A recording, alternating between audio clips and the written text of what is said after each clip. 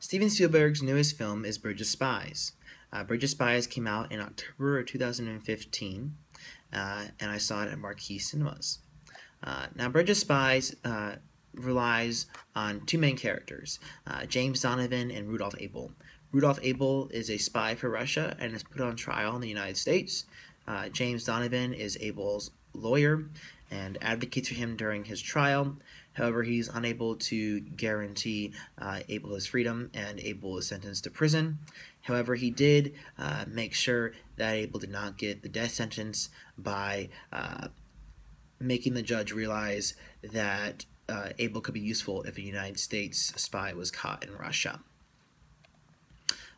Ironically, at the same time, Francis Gary Powers was shot down over Russia with the U-2 incident, and Frederick Pryor, an American student, was arrested in East Berlin for suspicion of being a spy.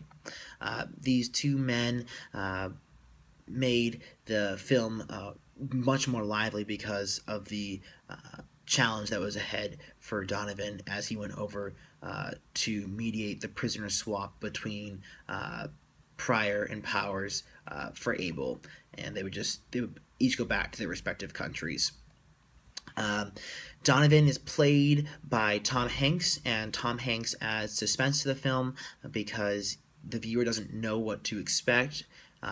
For instance, they can think one thing, but then at the same time, Donovan does something completely different, and Tom Hanks just makes that even more realistic and suspenseful and more dramatic for the audience. Abel is played by Mark Rylance. Rylance adds a sort of nothing's going to happen, don't worry about it attitude to the film, because during Abel's trial, Rylance kind of just sits there stone-faced, not really feeling anything, especially during the death sentence when he was facing the death penalty. He didn't really show any emotion, didn't seem too worried about it.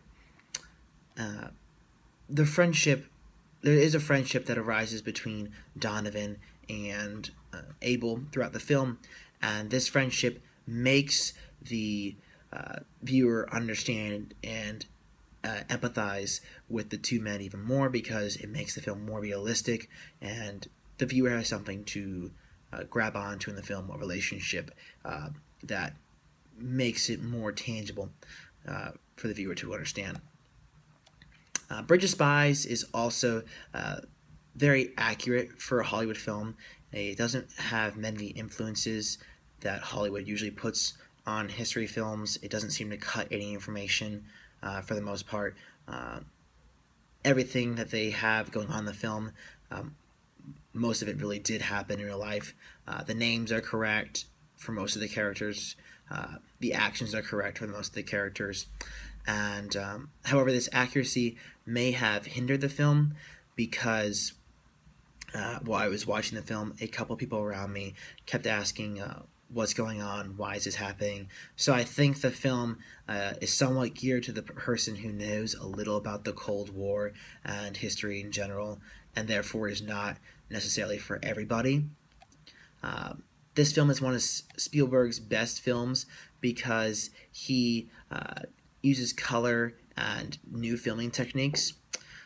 Color was utilized by Spielberg to make the film seem more down. There were a lot of dark colors, not many bright colors, and that makes the viewer understand that he's trying to get across a point. This is very important, very severe, and not something to laugh about, because nobody really laughed in the film that often. There were a couple instances of comedy, but not as many as a typical movie had.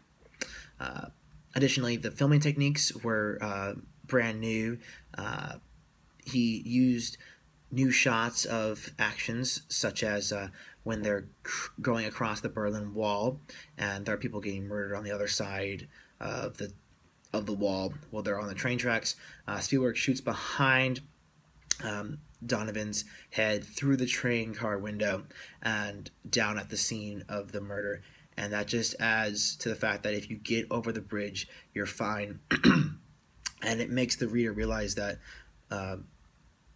Russia was having a really big problem at this time, and it puts the viewer in the place right then, and they're able to understand what is really going on. Overall, this film is a great film and should be seen.